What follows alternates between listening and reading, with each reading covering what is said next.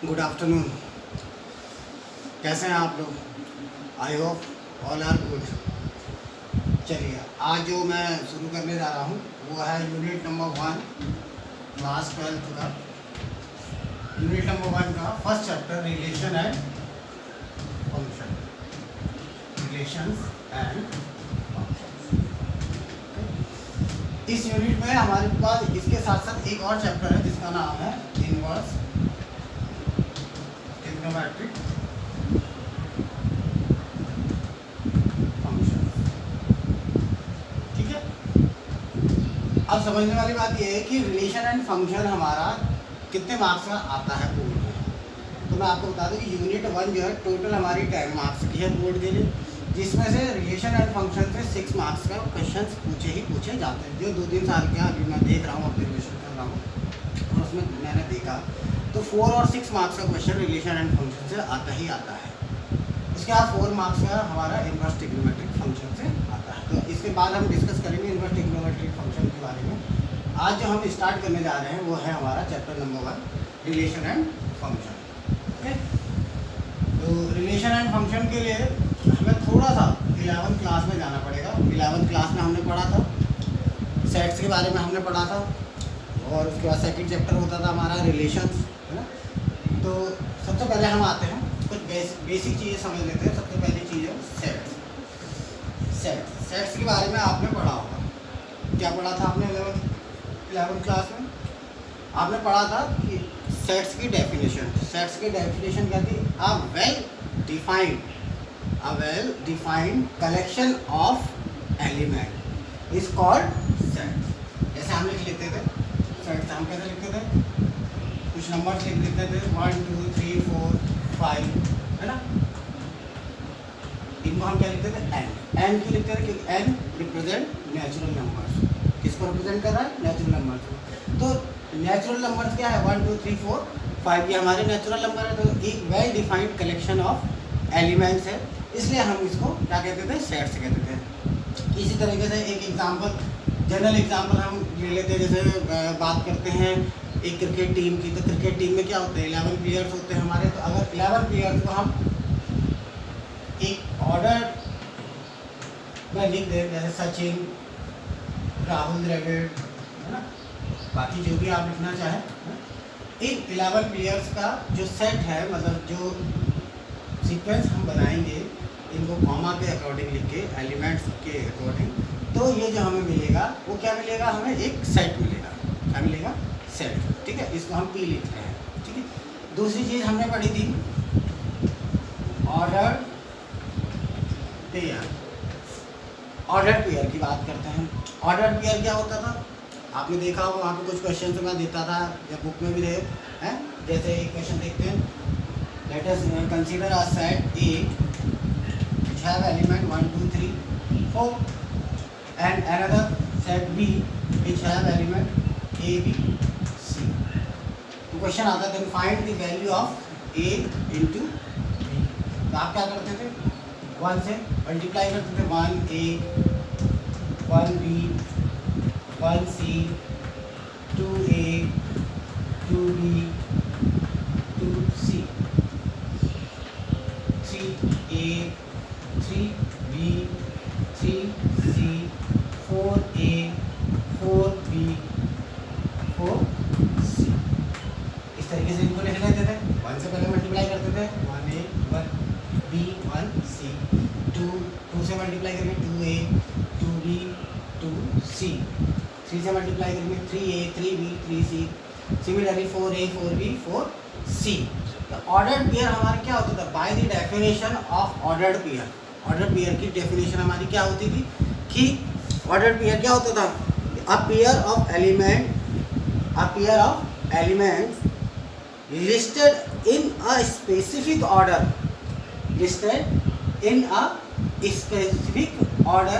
And separated by commas is called order. इस तरीके से अगर हम एलिमेंट्स को लिखते हैं तो इनको हम क्या बोलते थे? ऑर्डर पेयर बोलते हैं। ठीक है, इसके बाद हमें इस चैप्टर के लिए कुछ चीज़ें और मालूम होनी चाहिए। नंबर 1, डोमेन, ये भी आपने 11th क्लास में पढ़ा होगा।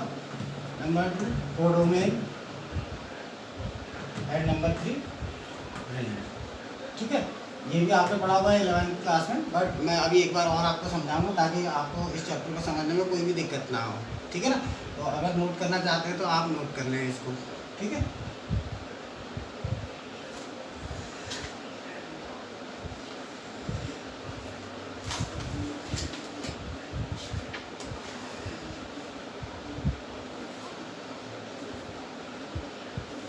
इसके बाद डोमेन, कोडोमेन और रेंज को समझने के लिए हम एक एग्जांपल ले लेते हैं। एनसीईआरटी बुक होगी आपके पास, अगर नहीं है तो देख लीजिए, ये एग्जांपल है एनसीईआरटी बुक का हमारा। एग्जांपल कह रहा है कि if R is equal to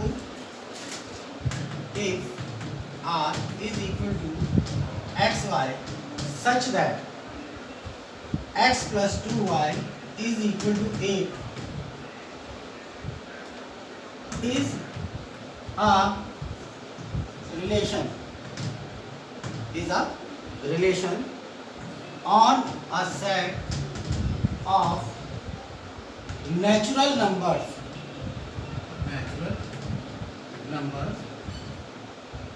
and then write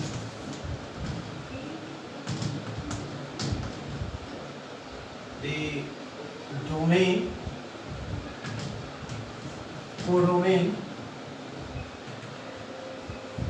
and range of R। ये हमारा क्वेश्चन है। ठीक है, एक बार और पढ़ लीजिए क्वेश्चन को। क्या बोला है? क्वेश्चन बोला गया कि if R mean relation between X Y के बीच में रिलेशन जो है वो डिफाइंड हो रहा है x plus 2y is equal to 8। मतलब कि x और y के डबल को अगर ऐड करें तो हमारा नंबर आना चाहिए 8। क्या आना चाहिए? 8 is a relation on a set of natural number. ये रिलेशन किसके लिए है? नेचुरल नंबर्स के लिए है।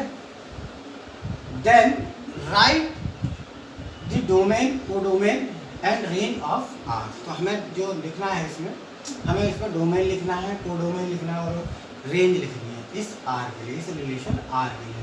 तो जैसे हमें पता है कि एक्स वाई क्या है? ऑर्डर्ड पेयर है। तो by the definition of domain, domain की क्या डेफिनेशन होती थी? ऑर्डर्ड पेयर में जो फर्स्ट एलिमेंट होते हैं हमारे, मतलब एक्स जो है ये हमारा क्या होता है? ये हमारा डोमेन होता है। ये क्या होता है? डोमेन। तो हमारी जो इक्वेशन है वो है x plus 2y is equal to 8।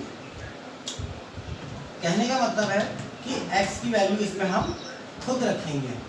और खुद कैसे रखेंगे?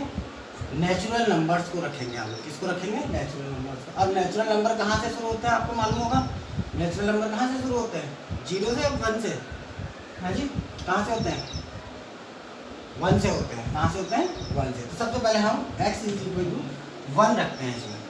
जैसे ही आप इसमें x इज इक्वल टू 1 रखेंगे तो आप देखते हैं ये आ जाता है 8 minus 1 upon 2, it mean 7 upon 2 is equal to 3.5, जो कि एक दशमलव वैल्यू है, पॉइंट डेसिमल प्लेस वाली वैल्यू है, जिसको हम कंसीडर नहीं करेंगे। हम डायरेक्ट वैल्यू शुरू करेंगे 2 से। तो हम x इज इक्वल टू क्या ले रहे हैं? 2। जब x इज इक्वल टू 2 लेते हैं तो y हमारा कितना आ जाएगा? देखते हैं 8 minus 2 upon 2, now it become 6 upon 2 is equal to 3। इसका मतलब जो हमारी फर्स्ट ऑर्डर पेयर आया है वो आया है 2। सिमिलरली हम सेकंड वैल्यू रख के देखते हैं। x की जगह आप 3 रखते हैं तो फिर वही केस होगा, डेसिमल प्लेस आएगा। हम क्या ले रहे थे? 4।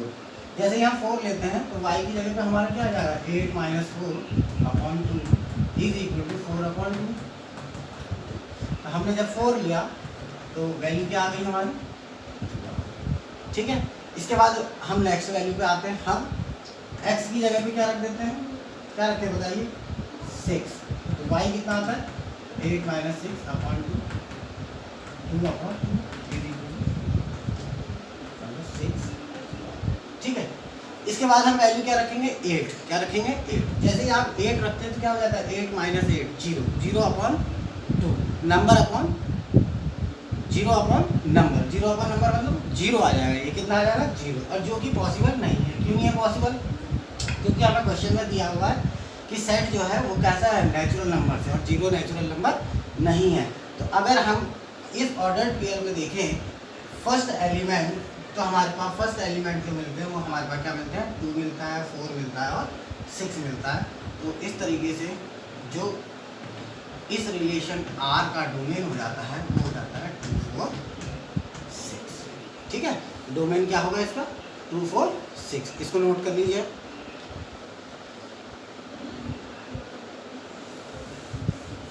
इसके बाद हम बात करते हैं कोडोमेन।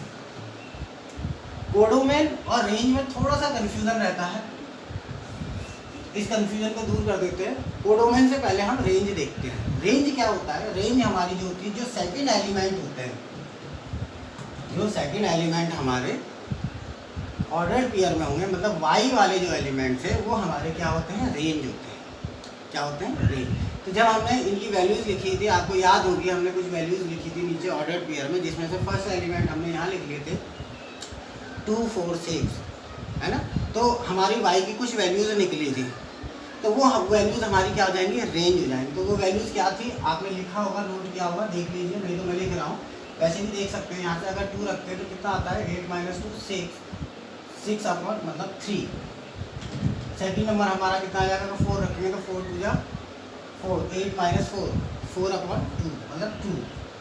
फिर जब हमने 6 रखा होगा तो कितना आया होगा, 8 - 1 कितना आया होगा, 3 2 1। तो हमारी रेंज क्या होगी, 3 2 1, 3 2 1 हमारी रेंज होगी। अब थर्ड हम आते हैं कोडोमेन। मैंने पहले बताया था आपको कि इसमें थोड़ा सा कन्फ्यूजन रहता है डोमेन और कोडोमेन में।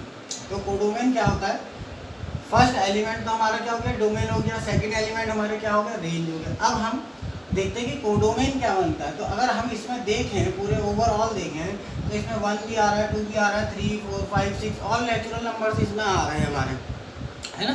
तो सभी नेचुरल नंबर जो जाएंगे, एन जो हो जाएगा वो हमारा कोडोमेन हो जाएगा। क्या हो जाएगा, कोडोमेन हो जाएगा। तो आई होप ये समझ में आया होगा आपके, है ना। तो ये बेसिक चीज़ें हैं। अब इसके बाद जो है, अब रिलेशन एंड फंक्शन के हम जो फर्स्ट टॉपिक है रिलेशन, उसका भी जो सब टॉपिक है टाइप्स ऑफ रिलेशन के बारे में इसके बाद पढ़ेंगे। तो आप इसको नोट कर लें, एक बार घर में ज़रूर पढ़ें। Thank you.